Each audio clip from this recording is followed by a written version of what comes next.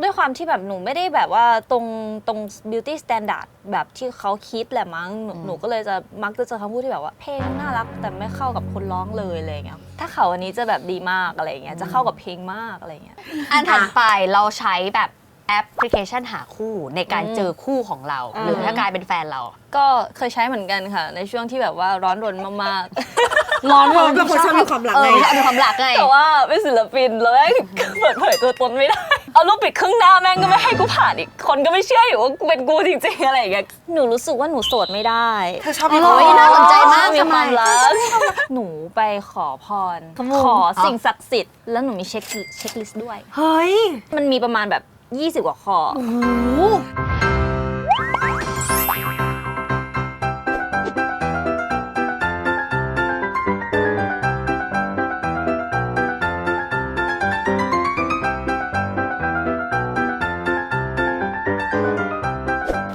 ยายไหนเล่าทำไมเธอถึงพูดไม่ชัดล่ะมันเพราะมันเป็นตัววายเหมือนกันเราอยู่กันที่ไหนยับกับรายการอะไรยังไงไหนเล่าอยากเราเป็นมิลีดเฮ้ยไม่ใช่นี่เราเป็นศิลปินเรามาอยู่ค่ายยับมีคนรอเราอยู่แล้วอย่าพูดเยอะมากจะบอกว่าคนนี้เนี่ยคือโปรดิวเซอร์เราด้วยเดินสิวะเพลงอะไรบอกไปหน่อยประตูร้องสวัสดีค่ะสวัสดีค่ะยินดีต้อนรับน้องแก้วชานียินดีต้อนรับเข้าสู่บ้านยับค่ะถ้าเธอเป็นเสื้อ baby ยังไงมันเป็นเสือไม่ใช่หรอเสื้อถูกแต่ว่าเป็นร้องเสือปะมันร้องเสือครั้งแรกเพราะมันคือโน้ตไงมันคือโน้ตแต่ครั้งแรกที่พี่ได้ยินพี่ชอบมากคือพี่นึกว่ามันเป็นเสือหรอเธอฉลาดมากในการทำให้บีทแล้วก็โน้ตมันแบบแอพพิลด้วยเมโลดี้อ่ะขอบคุณแล้วนี่เพิ่งไปอ่านอินไซต์มาเพราะทำกันบ้านคือน้องชื่อแป้งแล้วพี่เพิ่งรู้ว่า AKA แกลชานี่อ่ะมาจากแกลคือเกิร์ลที่แปลว่าผู้หญิงแล้วก็ชานี่มันก็เลยพิเศษความเป็นมินี่เขาก็ girls power ชานี่ชื่นชมเธอมากน้องแกล ขอบคุณค่ะขอบคุณค่ะทุกคนจะรู้จักในแก้วปีนี้อายุเท่าไหร่แล้วปีนี้อายุ22ค่ะเธอเข้าใจป้าน้องแบบผลทางอีกยาวไกลอ่ะแต่จริงๆวันนี้เราจะมาทัวร์ยับกันเมาส์กันสักน้อยๆพี่ถามมายับนี่คือตอนนี้มันมีศิลปินคือด้านหลังนี้ปะไอ้ข้างหลังเนี่ยคือทุกๆผลงานทั้งศิลปินที่เคยอยู่แล้วก็ยังอยู่ปัจจุบันก็คือรวมผลงานที่ทำกับยับแต่ว่าตอนนี้มีศิลปินอยู่4 คนค่ะอันนี้คือยังไม่รวมแบบเทรนนีหรืออะไรอันนี้ก็คือ4 คนก็คือมีแกลมีมิลลี่แกลชานี่ฟาวเวอร์ฟาก็เดซี่ค่ะโอเค4 คนยับเป็นเขาเรียกว่าเป็นบริษัทยุคใหม่รู้สึกว่าเป็นคนยุคใหม่รวมตัวกันเลยอยากรู้ว่าเดี๋ยวนี้เขาทำงานกันไงด้วยความที่เราเป็นวัฒนธรรมยุคใหม่นะคะศิลปินก็คือ work from home ต้องมี space ของตัวเองเข้าออฟฟิศเฉพาะเมื่อจำเป็นเท่านั้นอย่างเช่นวันนี้นะคะพี่อยากรู้ว่าแกวเวลาถ้าเข้ามาทำอะไรอย่างแรกที่มามากที่สุดคือมาแต่งหน้าแต่งตัวที่ออฟฟิศโอเคเพราะว่าแบบเขาจะมีพวกพี่ๆดีมเกิร์ลอะไรอย่างนี้เวลาออกงานด้วยกันก็จะมาศูนย์รวมการแต่งหน้าแต่งตัวขึ้นหัวขึ้นหน้าอะไรอย่างนี้ใช่จริงๆอะเวลาเราเห็นแกวเราจะรู้สึกว่าเป็นแบบมีภาพศิลปินที่ชัดเจนอยู่แล้วแต่ว่าวันนี้พี่อยากจะมาคุยกับแกในฐานะซิสเตอร์ท่านหนึ่งฉันจะคุยกับเธอเรื่องความรักแล้วก็เรื่องความสวยความงามด้วยได้ไหมคุยความรักได้ไหมได้เมื่อกี้พูดถึงเรื่องขึ้นหน้าขึ้นผมเธอรู้ไหมว่าซิสแกลเนี่ยเข้าพิถีพิถันกับการแต่งหน้ามากวันนี้แต่งเองไหมวันนี้แต่งเองปะเฮ้ยเก่งเขาใช้เวลาแต่งหน้ากี่นาทีอะเธอ20 นาทีอย่างต่ำแต่20 ไม่นานพอเพื่อนพี่4 ชั่วโมงแต่งตั้งแต่เขาใหญ่อ่ะมันนี่ยังไม่เสร็จเลยอ่ะถ้าปกติหนูจะแบบ2 ชั่วโมงเลยก็สามารถเรื่อยๆได้เรื่อยๆเธอไปเข้าเรียนนางรำเพื่อที่จะได้ขึ้นหน้าจริงปะใช่เพราะว่าตอนเด็กๆหนูไม่เคยถูกเลือกเลยอยากรำเพราะว่าอยากแต่งหน้าก็ชอบเห็นแป๊บนึงแล้วรำได้เป็นเด็กนาฏศิลป์ค่ะเฮ้ยเด็กนาฏศิลป์เพื่อนพี่ก็ชอบรำนั่นพอเวลาเราแบบว่ารำช่วงเช้าเสร็จแล้วใช่ไหมคะเอาเครื่องแต่งกายออกแล้วแต่หน้าผมเรายังอยู่แล้วเราก็นั่งเรียนเราจะสวยที่สุดเลยใช่แต่งหน้ามาแล้วมันก็รำไปเรื่อยๆนี่รำใหญ่เลยขอบคุณมากโอเคไปต่อพี่เลยจ้ะแต่ว่าอันนี้คือโซนแรกของออฟฟิศนี้ก็คือเป็นโซนรับแขก2-3เขาบอกอย่ายุ่งค่ะเขาทำงานกันไปชั้น4ค่ะส่วนตัวของออฟฟิศ let's go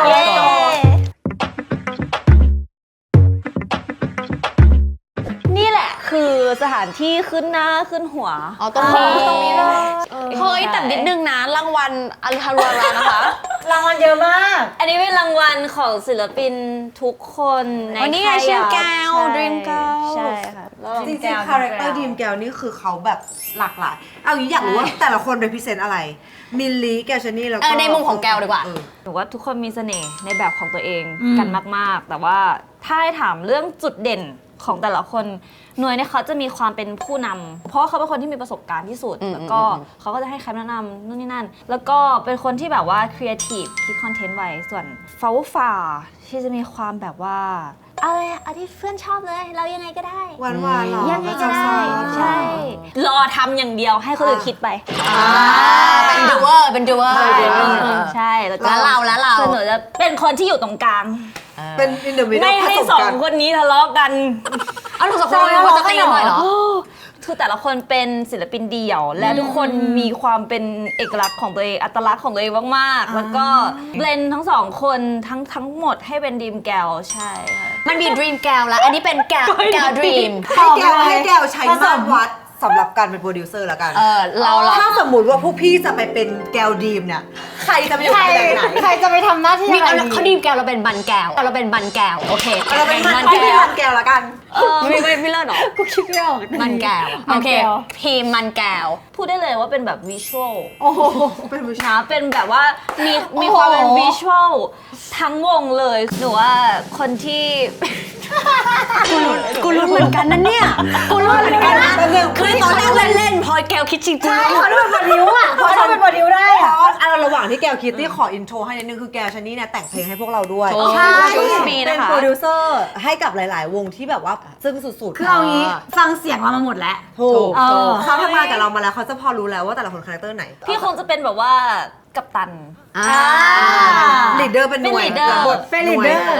เป็นลีดเดอร์เป็นลีดเดอร์ เป็นลีดเดอร์เป็นลีดเดอร์ อีเชียนไม่ อัน ใช่ นี้เดี๋ยวไม่ยุ่ง แล้วพวกเพื่อน ปล่อยภาษาส่งไปเป็นลีดเดอร์ทำอย่างนี้เฉย โอเคเป็นกัปตัน พี่ เป็น นั นั ต ตตี้ ตี้นะคะ ก็จะเป็นคนที่แบบว่า talkative คอยตอบคำถาม อ่า คือเรียกว่าเป็นนางงามของกลุ่ม เออ เพื่อภาพลักษณ์ที่ดีของวง อ่า จะต้องเป็นคนที่แบบว่าตอบคำถามสื่อมวลชนได้ดีที่สุดในวง negotiate ได้ negotiate เป็นโฆษก พี่ดิมจะเป็นคนที่ตกคนเข้าดอม ขอหนึ่งช็อตตกคนเขาดอมหนึ่งสองสามไป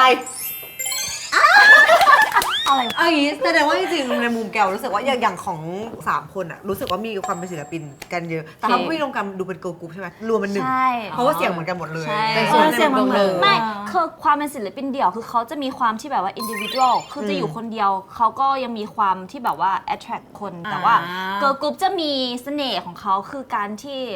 ทุกคน Power ขาดกันไม่ได้ อยู่ด้วย มันต้องอยู่ด้วยกัน Unity ต้องอยู่ด้วยกันถึงจะดึงเสน่ห์ออกมาได้ดีที่สุดอะใช่ แต่จริงๆวันนี้เนี่ยก็คืออย่างที่บอกคือ เดี๋ยวเราจะเมาความรักกับแก้วแล้วก็จะมาแบบฟังเพลงสดๆจากแก้วด้วย เดี๋ยวให้ไปเตรียมตัวสักเล็กน้อย ที่ห้องสตูดิโอชั้น เดี๋ยวพี่เดินตามขึ้นไป พอน้องขึ้นไปเนี่ยคือมันอยากจะโชว์บ้างอ่ะ 5น่าจะต้องเปิดไหล่นิดนึง คือน้องโชว์แต่งเพลงเราโชว์อะไร โชว์การแต่งตัวค่ะ เป็นเรื่องของเธอเขาเสียนะเราก็เสียเหมือนกัน คื ด้ อ วย ตลอดปีเนี้ยเราแต่งตัวสวยหมดเลยเนาะ เพราะว่ามันแบบไม่ว่าจะหันไปทางไหนอ่ะมันก็เรียบเรียงไปหมด มันมั่นใจอะเนาะ ใช่ มันเหมือนแบบว่าเราไม่มีแบบเขาเรียกตะเข็บให้มากวนสายตา เพราะ เล ว่าอะไร ย ทุกคนเพราะเราใส่ วาโก้มูสมูทบรา ใช่ ชุดชั้นเนียน เนียนยืนหนึ่ง เนียนจนอยากอวด อวดกว่านี้ได้ไหมอวดกว่านี้ได้ไหม อย่าเลยเฮ้ยแต่จริงๆก็ได้นะ เพราะว่ามันใส่แบบ into out ได้เลย ใช่แล้ว แต่เกรงใจ ทุกคนจะเห็นว่าจริงๆ เรามากันในรูปแบบคนละลุคคือจะสามารถแบบใส่โชว์ไปฝั่งข้างๆอย่างนี้ก็ได้อย่างก้อยใส่เสื้อซีทรูอย่างเงี้ยก็รู้สึกว่า ของ ได้ ฉัน นะ มีทั้งโชว์ทั้งซีทูคือฉันเหมาหมด ถูกและจริงๆ แล้วถ้าสมมติใครชอบใส่ครอปหรือใส่อะไรที่มันแนบเนื้อไปกับตัวทุกคนไม่ต้องห่วงเลยเพราะเขาไลท์ตะเข็บนะคะไลท์โครมมันจะไม่ปิ้นเป็นปล้อง เราไม่ใส่สบายแล้วคือเนื้อผ้าเนียนนุ่ม ตัวแพดเขาคือ 15 มิลลิเมตร เป็นแบบผสมยางพาราแท้ เพราะฉะนั้นมันก็จะแบบว่าเข้าทรงเวลาใส่เข้าไปปุ๊บ หน้าอกก็จะแบบจึ้ง คือเขาใช้วิธีการแบบบอนดิ้งด้วยความร้อน แทนการเย็บ เพราะฉะนั้นมันก็เลย ใช่ ไม่มีตะเข็บนั่นเอง แล้วมันก็ได้ทำให้เราใส่สบายมากขึ้นนะคะ และให้ดูของสีก็ชอบสีเขามากเพราะรู้สึกว่ามันเป็นการใส่แบบ into out ได้จริงๆคือสีสันมันสดใส ถ้าทุกคนสังเกตด้านหลังเขาจะเป็นตัวยูค่ะ มันมีความแบบเรียบเนียนซึ่งสวย เออ มันแบบมันเข้าตัว มันแบบ ตัว เซ็ ยู กซี่ เราก็คือสายปรับได้ข้างหลังนี่คือเป็นตะขอ3ตัว4แถวคือมันสามารถปรับระดับได้เลยแล้วมันก็จะยิ่งกระชับตัวนั่นแหละ เราไซส์ไม่ต้องห่วงนะคะ M L XL ยืดได้หมด แล้วก็จริงๆมันมี 2 คอของพี่ก้อยเป็นคอวีของพี่กับดีมเป็นคอยูพอมันเป็นตัวยูอ่ะมันเป็นตัวมันไม่วีไงอย่างเงี้ยเรียกโปคือแบบพี่แมนไม่ว่าเข้าใจป่ะพอเป็นตัวยูมันก็แบบปลอดภัยไม่โดนด่าแต่เธอนี่ไงเธอโสดเธอไม่มีใครว่าเธอก็ใส่ไปเถอะคือเฮ้ยสนุกว่าพี่หน่อยพี่ต้องการโดนห่วง อยากให้ห่วงเหรอไม่ต้องอยากให้ห่วงเหรอสนุกบอกว่าเดี๋ยวขอโทรหาใครอ่ะบอสซบอสซอกหึงเธอเหรอไม่เอางี้ไม่มีเลยเหรออย่ามายุ่งกับกูไม่ได้แล้วกันคือเราซื้อได้ง่ายมากคือสามารถสั่งออนไลน์ได้เลยแล้วก็เวลาแบบมาถึงบ้านปุ๊บไซส์ผิดก็คือเปลี่ยนฟรีได้เปลี่ยนฟรี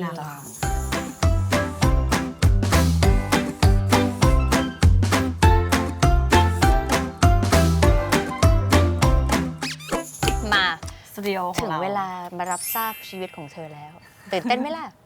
ตื่นเต้นนะแกพูดเรื่องความรักบ่อยปะไม่ค่อยพูดไม่ค่อยได้ไม่ค่อยพูดวันนี้ล่ะค่ะทุกคนแก้วฉันนี่เธอโดนลงรับตับไลฟ์สไตล์ปกติสมมติว่ามีเรื่องความรักเราคุยกับเพื่อนไหมแบบเมาส์มอยกับเพื่อนไหมไม่อยากโอเวอร์แชร์ชีวิตตัวเองขนาดนั้นหนูรู้สึกว่าหนูพอใจที่จะรับรู้มันคนเดียวโอเคเข้าใจได้ซึ่งกูชอบมากนี่คือการกำหนด boundaries you know ใช่เลยเป็นความฉลาดเป็นความฉลาดฉันว่ามันอาจจะแบบว่าถ้าถามเราคุยกันอาจจะได้แต่ว่าถ้าอยู่ดีๆให้จะไปเล่าให้ฟังคือจะไม่ได้เป็นคนที่อยากจะมานั่งใช้อะไรซึ่งถ้าเขาไม่อยากรู้หนูจะพูดทำไมแต่ถ้าเขาถามอะแต่ถ้าแล้วแต่พี่อยากรู้ล่ะแกพี่อยากรู้แต่พี่อยากรู้มากไม่เป็นไรหนูบอกพี่ตี้มีวิธีพี่ตี้แต่ว่าถ้าอยากถ้าถามมาสามารถแชร์ได้ป่ะหรือว่าได้ comfortable อยู่ที่จะว่าเห็นไหมจริงๆแล้วน้องโอเปนแต่แค่เขาไม่อยากเป็นคนไปพูดก่อนโอเคเข้าเรื่องของน้องทีเนี้ยมีอินไซต์มาอีกว่าพออย่างเงี้ยเลยเห็นภาพมากว่าเวลาแกวมีเรื่องส่วนตัวของตัวเองไม่ว่าจะเป็นความรักหรืออะไรเงี้ยเธอจะระบายมันผ่านเพลงถูกต้องไหมใช่ค่ะหนูรู้สึกว่าหนูพูดสิ่งนั้นออกไปในชีวิตให้กับคนอื่นฟังรู้สึกไม่ปลอดภัยโอเคแต่ชอบระบายออกมาในวิธีแบบศิลปะอยากรู้ว่าทำไมเพลงมันถึงเป็นเครื่องมือในการแบบเล่าเรื่องของแกวได้ดีที่สุดมันเป็นเซฟโซนของหนูจริงๆมันคือแบบพื้นที่ในจินตนาการของหนูที่หนูรู้สึกว่าเป็นตัวเองที่สุดแล้วก็ comfortable ที่จะเล่าที่จะสื่อสารออกไปใช่แล้วก็ถูกกันกรองออกมาแล้วเริ่มเกี่ยวกับดนตรีตั้งแต่อายุเท่าไหร่อะจริงๆหนูร้องเพลงตั้งแต่เด็กเลยค่ะแต่ว่าตอน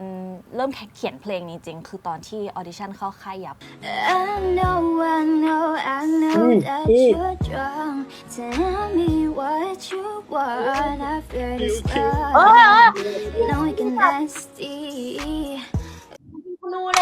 กูยิงธนูเลยกูยาวคนนี้พี่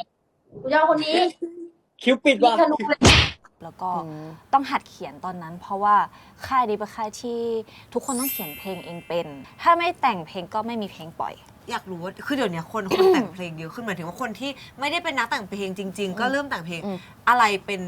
โมเมนต์แรกที่อยู่รู้ว่าจริงๆเราเขียนเพลงได้คืออะไรเพราะตอนเนี้ยเธอเป็นเอ็กซ์เพรสด้านการแต่งเพลงนะเพราะเธอแต่งเพลงให้คนเยอะมากใช่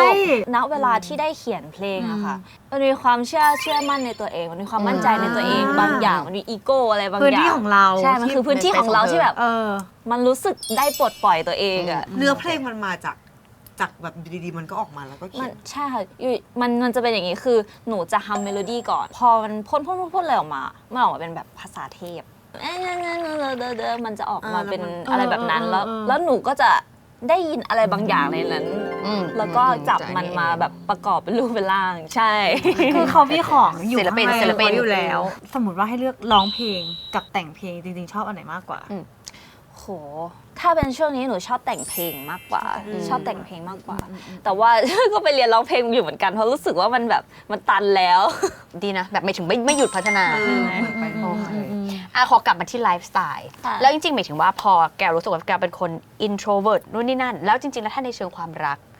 คนแบบไหนที่แกรู้สึกว่าแบบนี้คือมีเสน่ห์หนูไปขอพรขอสิ่งศักดิ์สิทธิ์แล้วหนูมีเช็คลิสต์ด้วยเฮ้ยมันมีประมาณแบบ20 กว่าข้อขอ top 5ขอแบบที่มันป๊อปอัพขึ้นมาว่าอันนี้คือ a must ของยู สำคัญของเธอ must เลยคือต้องเป็นคนที่แบบเป็น gentleman โอเคใช่โอเค1 2คือมี provider mindset ค คือแบบเป็นผู้ให้ เป็น giver ใช่ 3 คือ respect boundaries ของเรา แล้วก็ 4 คือชื่นชอบในตัวหนูหลงไหลชื่นชอบในตัวเรา 5 คือซื่อสัตย์ใช่ เธอเป็นคน self analyzing มาก ก็อยากรู้ว่าทำไมการเป็น giver ถึงสำคัญกับแกหมายถึงว่าเพราะว่าอยู่เป็น giver เหมือนกันหรือว่าเพราะว่าอยู่มีเรื่องของอยู่จริงๆแต่ละข้อมันมีอะไรที่น่าถามต่อบ้างเชิญค่ะ หนูต้องการคนที่มี provider mindset เพราะหนูมี provider mindset เหมือนกัน หนูรู้ว่าถ้าหนูได้ลงทุนหนูให้โดยไม่หวังอะไรตอบแทน หนูอยากมั่นใจว่าคนที่จะมาเป็นชีวิตคู่หนูอะต้องเป็นผู้ให้เหมือนกัน แล้วก็ไม่เอาเปรียบเรา ใช่ กับอีกอันหนึ่งที่พี่ว่าน่าสนใจคือชอบที่เขาต้องหลงไหลในตัวเราทำไมมันต้องเป็นคำว่าหลงไหล สิ่งนี้เป็นเรื่องที่จะทำให้กระปี้กระเป๋าตลอดระยะเวลาที่เราแบบอยู่ด้วยกัน passionate ใช่ อยากจะทำอะไรให้กันตลอดเวลา เพราะว่าเราชอบเธอรักเธอเหมือนตั้งแต่วันแรก ตอนนี้เรารู้สึก passionate ไหมในช่วงเวลานี้ ใช่ หนูรู้สึก passionate ตลอดเวลา โอเค พี่ก็ถามไปกว้าง อันนี้หลอกถามเลย ๆแต่ดีหมายถึงว่าพี่รู้สึกว่าเป็นคนที่ self analyze แล้วก็ชัดเจนกับตัวเอง ใช่ แล้วถ้าเมื่อเราชอบเราเป็นคน express ไหม express อ๋อเหรอ จีบก่อนไหม จีบ เห็น ก่อน ปะคนเรามัน จี ส บ วน ก่อน ทา ได้ งนะ ใช่ปะ เว้ย วิธีจีบของเธอคืออะไร จริงๆ หนูไม่ได้ใช้วิธีจีบที่มันแบบว่าตรงๆ แต่จะเป็นการที่แบบว่าเราจะเป็น safe space ให้เขาได้หรือเปล่า เป็นเพื่อนกันเหรอ เป็นเพื่อนต้องเป็นเพื่อนกันก่อน ต้องเล่าให้กันได้ทุกอย่างต้องเชื่อใจกัน ต้องแบบรู้แน่นอนว่า ถ้าพูดอะไรไปกับอีนี่คือกูปลอดภัยแน่นอนอะไรอย่างเงี้ย คือแสดงว่าก่อนที่สเตจจะเป็นแฟนอะ ใช่ ต้องเป็นสเตจเพื่อนก่อน ใช่ เราอย่างนี้อยากรู้ว่าอะไรคือเลยคือหมายถึงว่าเฮ้ยถ้าเราเจอ energy แบบเนี้ยหรือว่าเจอคนลักษณะประมาณเนี้ยเราไม่ยุ่งหรือไม่คบดีกว่า คนที่เทคอย่างเดียวไม่กีบแบบคนที่ อารมณ์ร้อน อารมณ์ฉุนเฉียวให้อภัยไม่เป็นอะไรอย่างเงี้ยใช่ ขอดีเทลนิดนึงว่าเคยบอกว่าเคยอยู่ในพื้นที่ที่เรารู้สึกไม่ปลอดภัยมาก่อนแล้ววันนั้นเราแฮนด์ลหรือจัดการตัวเองยังไงในการอยู่ในสภาวะที่พี่เชื่อว่ามันอาจจะมีหลาย ๆ คนที่เรารู้สึกว่าตอนนี้ไม่ได้สามารถทำหรือเป็นตัวเองได้แต่ตอนนั้นเราผ่านมันมายังไงครับ เวลามองเข้าไปในเรื่องราวของคนอื่น ในสถานการณ์ที่มันแย่ก็จะรู้สึกว่าทำไมถึงไม่ทำมันแย่ทำไมถึงไม่ออกมาอะไรอย่างเงี้ยแต่ไม่มีใครรู้มันยากมากที่เราจะเอาตัวอย่างออกมาจากตรงนั้นณช่วงเวลานั้นก็ได้แต่พัฒนาตัวเองค่ะปรับ mindset เปลี่ยน mindset อันเนี้ยคือเรื่องที่ปกติและสิ่งที่เราอยู่มันผิดปกติอะไรอย่างเงี้ยเราเจอกับตัวเองด้วยแล้วเราแบบมานั่งตกตะกอนกับตัวเองว่าแบบอันนี้คือชีวิตที่เราอยากใช้จริงๆหรออะไรอย่างเงี้ยเรายังอยู่ในสเตจที่พึ่งพาตัวเองไม่ได้พอเราแบบเก็บสเตตพึ่งพาตัวเองได้แล้วจิตใจเราพร้อมร่างกายเราพร้อมเงินในกระเป๋าเราพร้อมเรายืนด้วยตัวเองเลยใช่ พอเราผ่านเรื่องราววันนี้มาละเราเอาณวันนี้ของเราดีกว่าในเชิงความรักของเรา expect กับความรักแค่ไหนหรือว่าในวัยนี้เรามองคนข้างเราคาดหวังอะไรกับเขาบ้าง หนูรู้สึกว่าหนูโสดไม่ได้ เธอชอบมีความ น่าสนใจมาก มีความรัก เธอโสดไม่ได้เลยเหรอ ชอบพี่ก็ชอบเหมือนกันต่อ แต่พี่ก้อยโสดนี่นา ใช่แต่พี่ก็ชอบมีความรักไงนะหนูเป็นเรื่องที่เราก็ค่อยๆพิจารณา โสดก็มีความรักได้ ใช่คนละกับเพื่อนกับฝูงไงก้อยคิดอะไรเลยอีกแล้วเนี่ยคิดลึกเธอน่ะแต่อย่างนี้แล้วพร้อมมีความรักไหม พร้อมอยู่แล้ว หนู always wish for good love อะจริงๆนะ หนูแบบไปขอพร หนูไปฮ่องกง หนูไปอะไรผูกได้ายแดง หนูไปพระแม่รัก ตัวจริง ษมี เนี่ย ฉันชอบที่เธอศิลปินเทพแล้วเธอก็มูด้วยมันมนุษย์เดียมันแบบเฮ้ย spiritual มัน ใช่ เราด้วยก้อยพร้อมไหมความรัก พี่เป็นคนไม่ค่อยมูความรักกลัวเพราะเวลามูทุกครั้งเลยจะไม่มูความรักเลยจะมูแต่งานพี่จะเริ่มแล้วในปีนี้เป็นปีแรก เราไปขอดูสิ บางทีอ่ะเทพอาจจะมาในรูปแบบเพื่อนมึงเคยเห็นไหมโปรดลงมาแบบกลายแปลงกาย พี่รู้สึกว่าจริงๆแล้วมูกับคำว่า manifest ใช่ มันมีเส้นใกล้ๆกันอยู่ ใช่ เพราะมันคือเรื่องของความเชื่อ ใช่ มันคือจิตนำพา ถูก เธอ manifest ไหม หนู manifest ตลอดเวลา พี่อยากเข้าใจคำว่า manifest แบบจริงๆ มันคือจริงๆแล้วมันคือหลักการมันคืออะไรว่า manifest มันคือการที่เรา visualize ชีวิตที่เราอยากใช้ แต่มันไม่ใช่แค่ visualize มันคือความรู้สึกเวลาเราจินตนาการเรารู้สึกยังไงมันคือแรงสั่นสะเทือนจากความรู้สึกของเราหนูมีความรู้สึกว่าอะไรที่เหมือนกันจะดึงดูดสิ่งที่เหมือนกันแล้วอะไรที่เป็นของเราก็จะเป็นของเราในที่สุดแค่ยังเดินทางมาไม่พบกันอะไรอย่างเงี้ยใช่ ซึ่งอยากรู้ว่าเราเริ่ม manifest ตอนตั้งแต่อายุเท่าไหร่ คือจริงๆแล้วหนู manifest โดยที่หนูไม่รู้ตัว เวลาฟังดูคอนเสิร์ตศิลปินที่เราชอบอะไรเงี้ยชอบรู้สึกว่าแบบเราก็ทำได้อะแล้วก็เห็นภาพตัวเองแบบอยู่บนเวทีร้องเพลงจับไมค์มีคนดูเยอะๆแสงสีเสียงแล้วหนูรู้สึกว่าหนูทำได้ แล้วเราจะค่อยๆพาตัวเองไป ใช่ อะไรแบบเนี้ยมันเลยนำพาทำให้หนูแบบมาเป็นอยู่ทุกวันนี้ เพราะว่าหนูแบบมีความเชื่อว่าหนูแบบจะทำได้ เธอมีแบบศิลปินคนไหนที่เธออยากจะทำงานด้วยหรือฟีเจอริงด้วยปะที่เป็นแบบในฝันหรือแบบครั้งหนึงในชีวิตอยากทำงานกับคนเนี้ยจะเป็นแบบต่างประเทศหรือคนไทยก็ได้นะ หนูไม่กล้าฝันนะหนูไม่กล้า พูดไปเลยพูดไปเลยพูดไปเลยพูดไปเลย แกวเผื่อเขาเห็นความสามารถเธอแล้วเขาได้ยินว่าเธอพูดถึงชื่อเขาแล้วเขาติดต่อมาทางยับมาเธอนึกออกไหม ใครจะไปรู้ อ๋อหนูชอบไทล่ามาก ไทล่า หนูชอบไทล่ามาก แต่ ๆ เธอ energy แบบ ใช่เร็วครับ แต่ว่าไอดอลแบบออริจินอล OG ของหนูเลยคือ Doja Cat คือพี่รู้สึกว่าแกวเป็นตัวแทน Gen Z แล้วก็มี attitude ที่ดี มันจะมี relationship หลายแบบที่มันเกิดขึ้น หรือว่ามันเป็นคำจำกัดความที่มันเกิดมาในยุคสมัยนี้ พี่อยากรู้ว่าเราเป็นคนมี attitude ยังไงกับคำเหล่านี้ และถ้าเราเจอเรามีความคิดเห็นยังไง รูปแบบที่หนึ่งก็คือเป็น open relationship โอเค รักได้มากกว่า1 คนถ้าเกิด แต่ ว่า ตกลงกันแล้ว ตกลงกัน สำหรับหนูนะ ไม่ค่อยใช่ทาง โอเค แต่ว่าหนูยอมรับว่ามันมีความสัมพันธ์แบบนี้อยู่ขึ้นจริง แล้วก็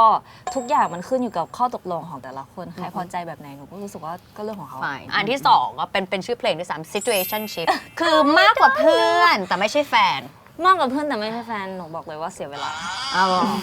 น่าสนใจมากยังไง มันเกิดจากการที่เราไม่รักตัวเองไม่เลือกอ่ะแล้วมันเลยเสียเวลา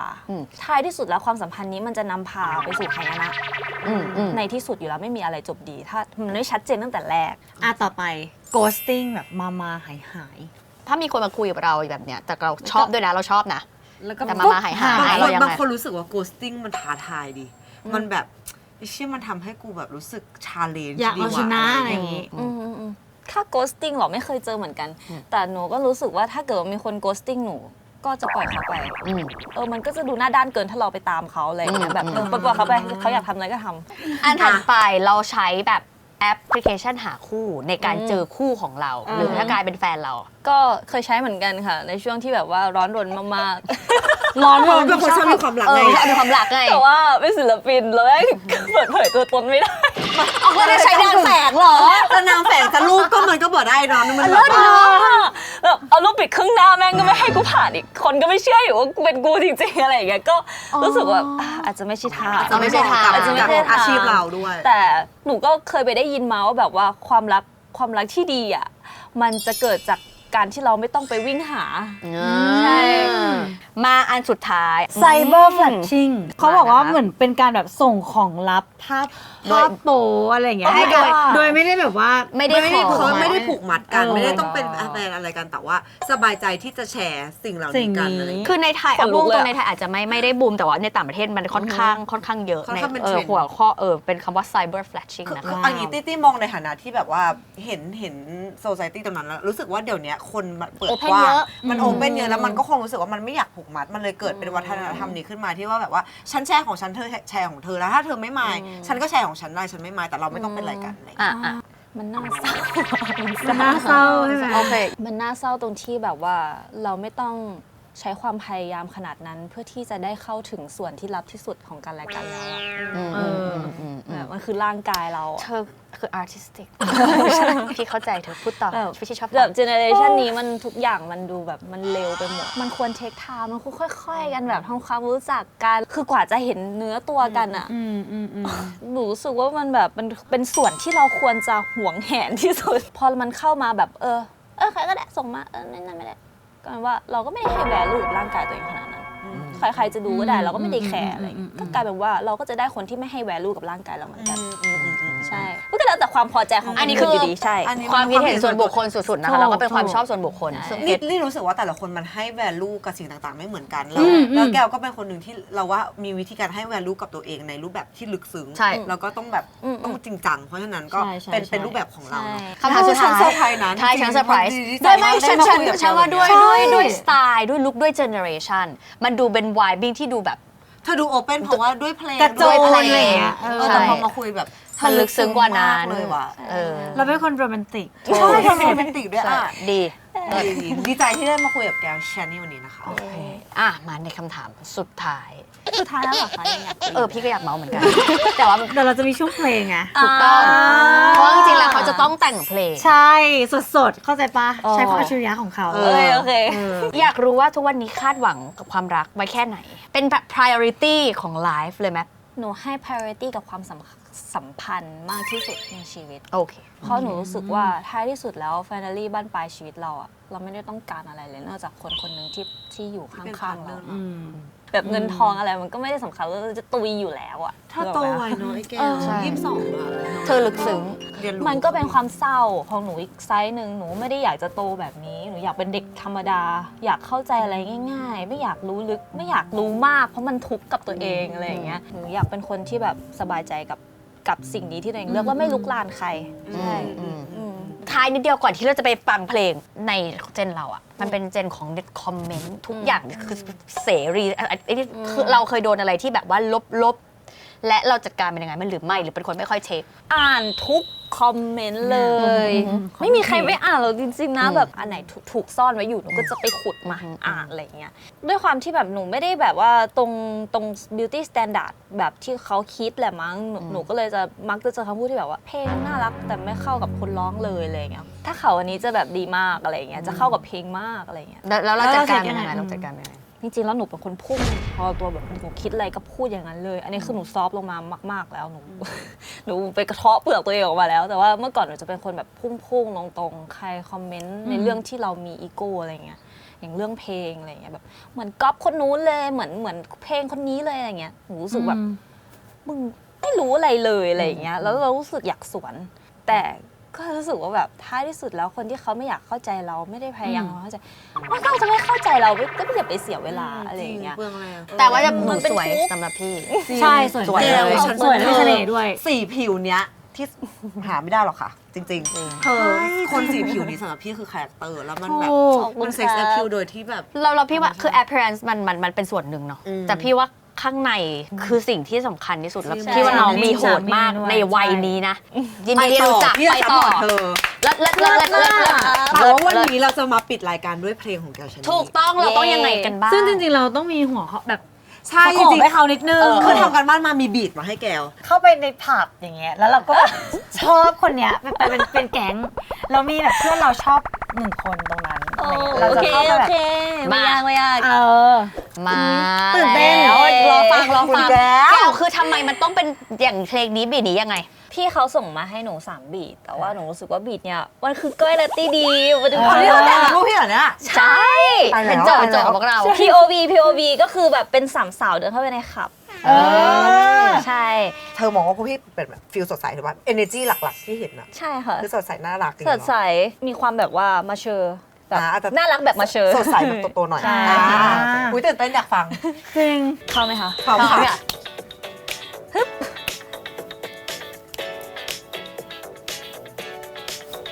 ไป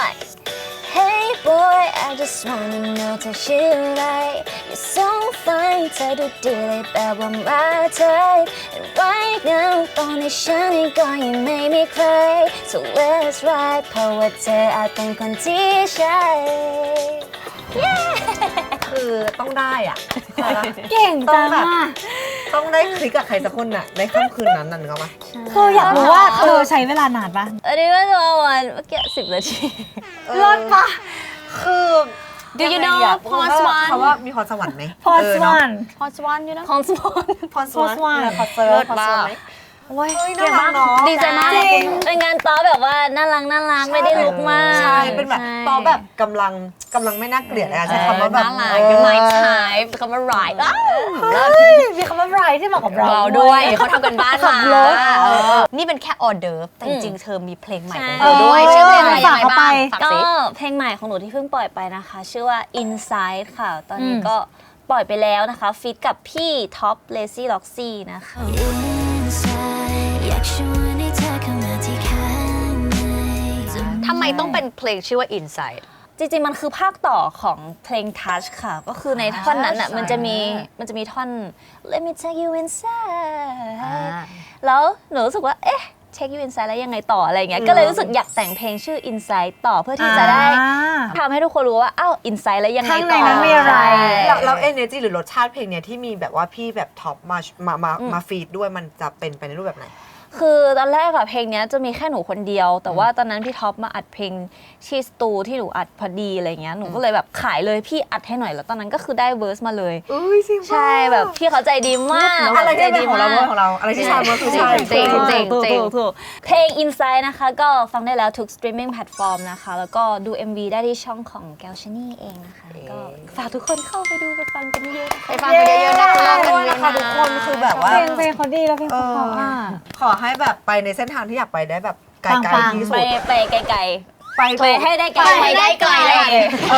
ไปได้ไกลกัน ไทยล่าก็เจอเลย ก็ฝากเพลง Baby T หนูด้วยละกันค่ะ โอเค โอ้ใจจะเป็นเสื้อของคุณ Baby T ก็เป็นเสื้อนะคะไม่ใช่เสือนะคะ